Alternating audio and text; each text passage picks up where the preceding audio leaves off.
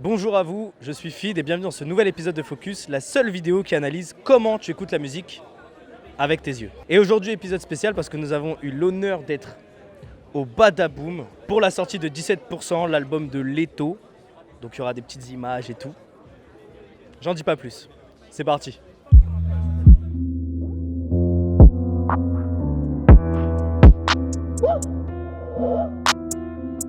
Je veux qu'on me regarde mais je peux plus me les voir. Y'a que l'image qui compte. Focus. Y'a que l'image qui compte. Focus. Y'a que l'image qui compte. Focus. Ah, tu pensais que j'allais faire toute la vidéo là-bas? Ah non. Bien sûr, il y aura des images, mais on est là pour une analyse. Mais avant une analyse, faut connaître l'artiste. Donc, petit résumé sur Leto.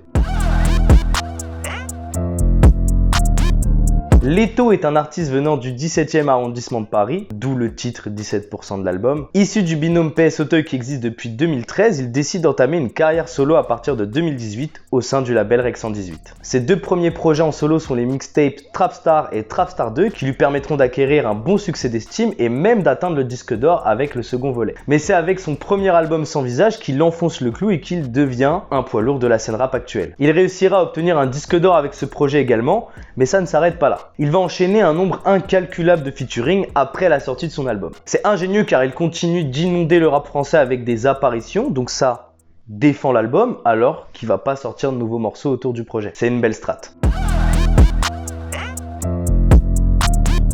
Ils ont entre 18 et 34 ans et sont généralement à 75% des hommes. Alors bien sûr, l'information c'est une donnée via les réseaux sociaux, etc. Donc ça fait des généralités. Et on peut même la déconstruire. Finalement, en allant à la release party, on se rend bien compte que son public, il est assez hétérogène. Genre, ça va. On observe que son explosion à travers les différents réseaux sociaux sont au moment de la sortie de Sans Visage, du coup en 2020. Et avant ça, c'était grâce à la série de freestyle Double Bang. Ouais, j'ai dit Double Bang, ouais. Il cumule 2,4 millions de followers ou d'abonnés sur l'ensemble des réseaux sociaux et on peut même remarquer que c'est assez bien réparti. En gros, il n'a pas un réseau social plus fort que l'autre. Il est... linéaire. C'est bien, hein.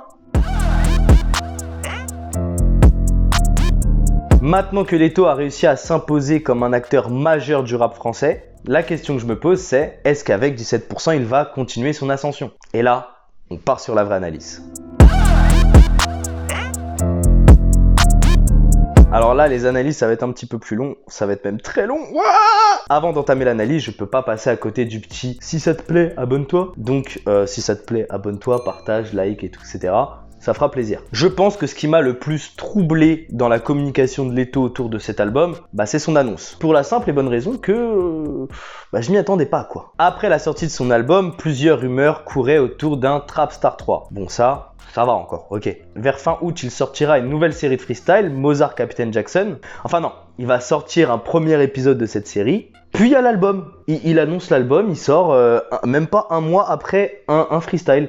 Une série d'un épisode. J'étais vraiment pas prêt. Donc moi, je me suis senti perdu, trahi, déboussolé. Mais finalement, quand on voit la communication, je me dis que c'était peut-être un peu voulu. Petite explication. L'entièreté du teasing de l'album s'appuie sur un système de piratage, de déchiffrage de code. Donc finalement, le fait qu'on soit perdu, ça fait sans doute partie du jeu. Tu sais, ce jeu où seulement si tu joues le jeu, tu comprends le jeu. Et beaucoup de jeux. Et tout ça, ça va avec l'idée des extraits en avant-première ou encore la release party avec seulement 150 élus qui ont déchiffré le code. Alors après, est-ce que c'est une bonne idée? Globalement, dans la manière dont ça a été amené, je dirais que oui. En vérité, n'est pas Damso qui veut. C'est pas tous les artistes qui peuvent établir un plan machiavélique sur 5 ans qui te permet de déchiffrer que le son A, en fait, il vient... En gros, ça convient pas à tout le monde. Et il faut savoir le doser. Et je pense que c'est pile poil ce qu'il fallait pour Leto. Complexifier un tout petit peu mais suffisamment la communication autour du projet afin que les vrais fans ils aient des exclus et ils soient encore plus fans en fait de Leto. Donc, c'est une bonne chose.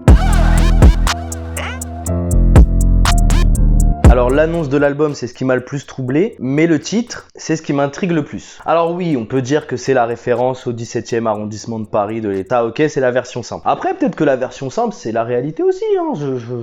Mais bon, nous on est là pour analyser le tout. Je pose la question, est-ce que c'est logique d'avoir pour la sortie d'un album un pourcentage si bas en fait. Surtout que dans le cas de Leto, c'est un second album. Le second album, il vient un peu pour confirmer ton statut. Donc en fait, tu confirmes ton statut avec 17% de tes capacités.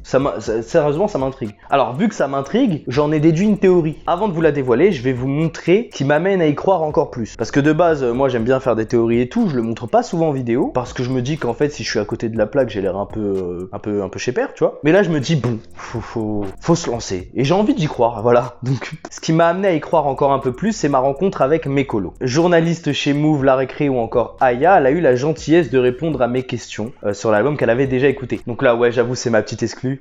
Je vous avoue, je suis très fier. T'avais écouté Sans Visage, tu as déjà écouté 17%. Qu'est-ce que t'en as pensé? Est-ce qu'il y a vraiment une variante? Est-ce qu'il y a une évolution? Dis-nous ton retour.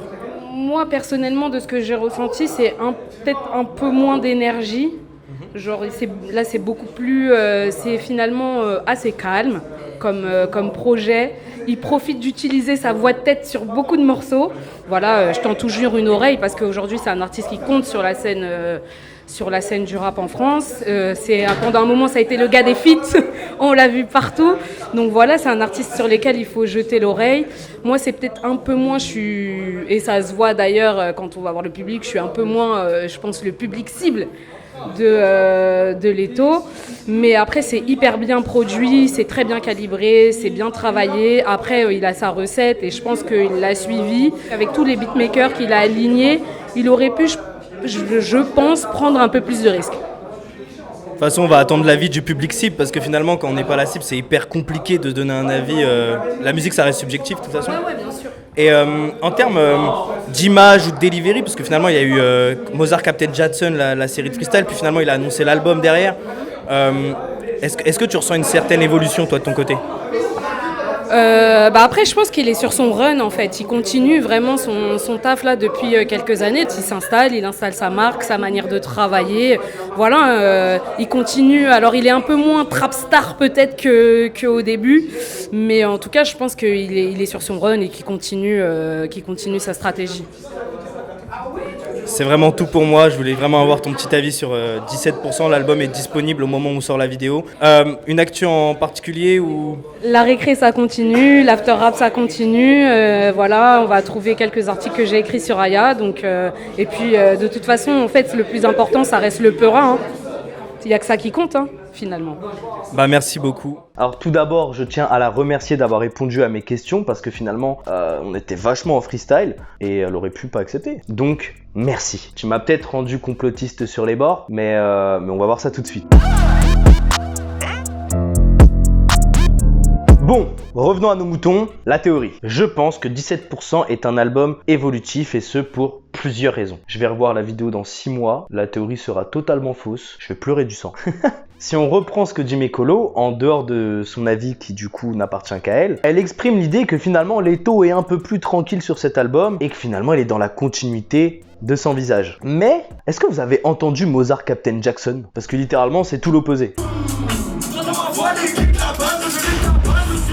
Il y a un écart quand même entre Tranquille et Mozart Captain Jackson, c'est des antonymes les mecs. Donc ça m'étonnerait pas que la série de freestyle soit intégrée au fur et à mesure dans l'album 17%. Et du coup ça justifierait aussi pourquoi on a eu le droit qu'à un seul épisode avant l'album. Parce que du coup les autres vont permettre de continuer à défendre le projet au fur et à mesure sur la durée. De plus, s'il est autant nerveux que dans l'épisode 1, finalement ça va contraster avec cet avis de tranquillité sur l'album initial. Tu vois, ça va un peu le compléter. Après, bien entendu, il y a le titre de l'album qui amène à penser qu'il est qu'à un certain pourcentage et que c'est amené à évoluer, à grandir, à aller plus loin finalement. Et pour compléter cette petite théorie, je vais m'appuyer sur les différentes collaborations. Nous avons MHD, Chacola, Hamza, Maes. Il est où Nino?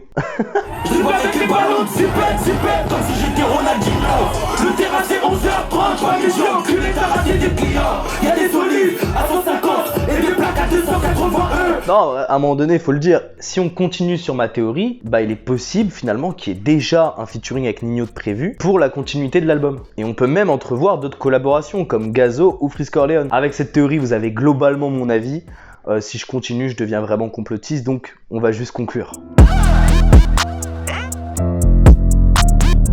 La dernière partie, c'est une théorie, donc il se peut qu'elle soit totalement fausse. Mais quand même, j'aimerais bien qu'elle soit vraie, ça serait trop cool. En tout cas, je peux te dire que c'est ce que la communication de Leto m'a fait penser. Donc n'hésite pas à me dire dans les commentaires si la théorie tient la route, si tu y crois, si tu y crois pas, si ça serait cool, si ça serait pas cool. Mais ça, c'est pour la partie théorie. À la base, on avait une problématique dans la vidéo. Alors, si tu as écouté l'album, je veux que tu répondes à cette question. Est-ce que d'après toi, Leto continue son ascension avec 17%. Pour conclure cette vidéo, je tiens à remercier le label Rec 118 pour l'invitation à la release party et leur confiance. Coucou Cédric. Je remercie de manière tellement logique le Truckist de m'avoir accompagné au tournage et sur le montage de cette vidéo. Il fait des lives sur Twitch, donc tous les streamers, faut y aller. Le lien il est dans la description. Et je remercie une dernière fois Mekolo pour son intervention. Si l'ensemble de cette vidéo t'a plu et que tu me découvres à travers cette vidéo, n'hésite pas à la partager. En fait, ça donne beaucoup de force. Sur ce, je vous donne rendez-vous rapidement pour un prochain épisode de Focus. Salut!